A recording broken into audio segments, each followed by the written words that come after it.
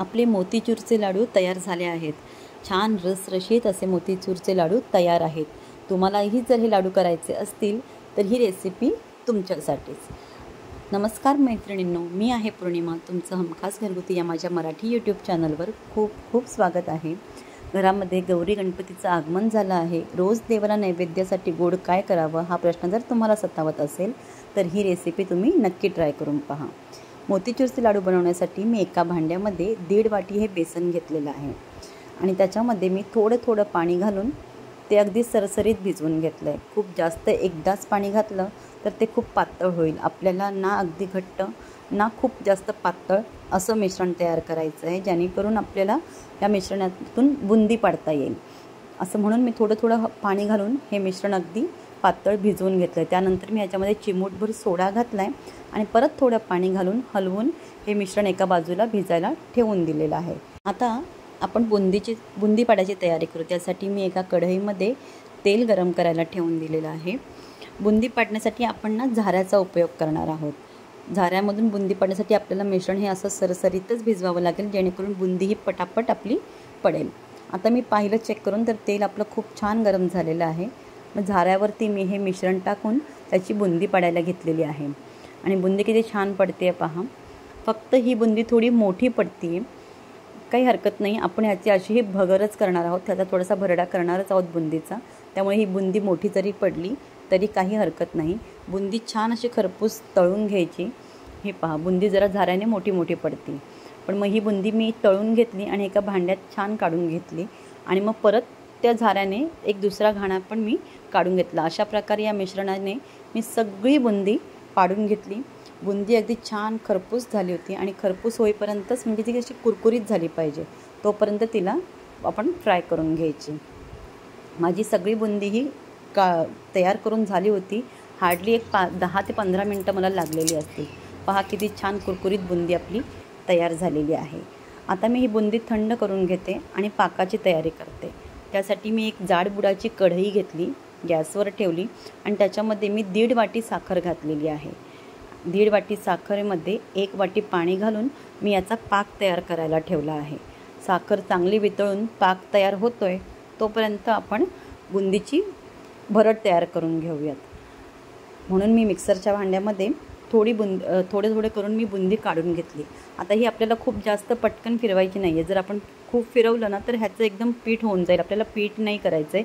मोतीचूरच्या लाडूसाठी जी बारीक बुंदी असते ना, म्हणजे भरड असते ना, तशी आपल्याला भरड करून घ्यायची। त्यासाठी आपण ना मिक्सर पल्स मोडवर फिरवायचं आहे। पल्स मोडवर म्हणजेच काय तर हे जे बटन आहे ना मिक्सरचं, ते आपल्याला उलटं फिरवायचं आहे। म्हणजे उलटं फिरवायचं आणि सोडून द्यायचं। अशा प्रकारे 3 वेळा ते उलटं फिरवायचं आणि त्या बुंदीची भरड करून घ्यायची। ही पहा, अशा पद्धतीने अगदी परफेक्ट बुंदीची भरड त्यात तयार झाली आहे। सगळ्या बुंदीची मी अशीच भरड तयार करून घेतली। आता आपली बुंदी पण तयार आहे आणि इथे पहा आपला पाक पण तयार होत आला आहे।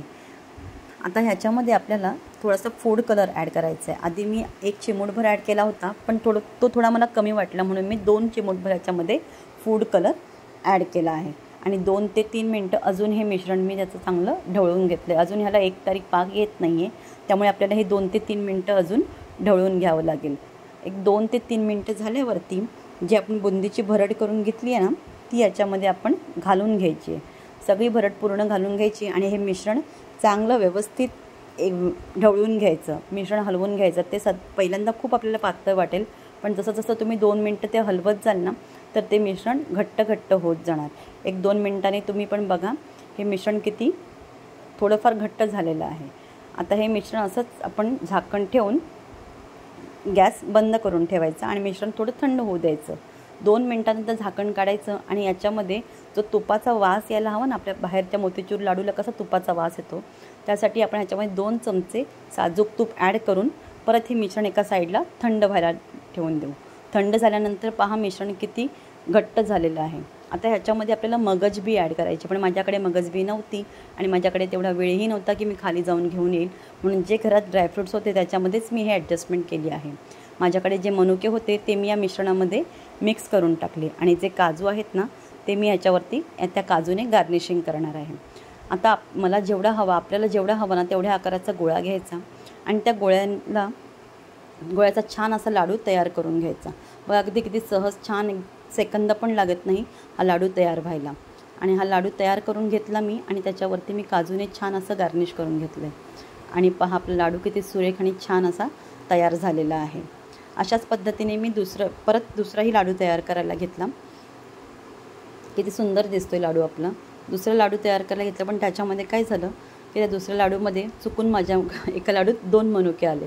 म्हणून मी तो जो आहे ना, तो दुसरा मनुका मी याच्यातून अगदी सहजपणे काढून टाकला. एका लाडूला फक्त एकच मनुका घ्यायचा आहे.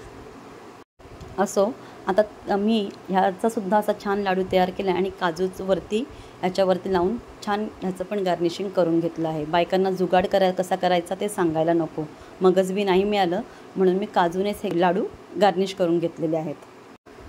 अशा प्रकारे मी सगळ्या मिश्रणाचे लाडू बनवून घेतलेत. आणि पहा किती मगज बी नाही आहे तरी पण काजूनेसुद्धा हे लाडू छान गार्निश झाले आहेत आणि छान दिसत आहेत. आणि माझे सगळे लाडू मी तयार करून घेतलेले आहेत. आपले मोतीचूरचे रसरशीत आणि छान असे लाडू तयार झाले आहेत. काय म्हणताय मग, आवडली ना रेसिपी? आवडली असेल तर रेसिपीला लाईक करा, चॅनलला सबस्क्राईब करायला विसरू नका आणि रेसिपी तुमच्या मित्रमैत्रिणींना शेअर करा. मग ह्या गणपतीला तुम्हीही हे मोतीचूरचे लाडू बनवून पहा आणि आपल्या बाप्पाला खुश करा. गणपती बाप्पा मोरया.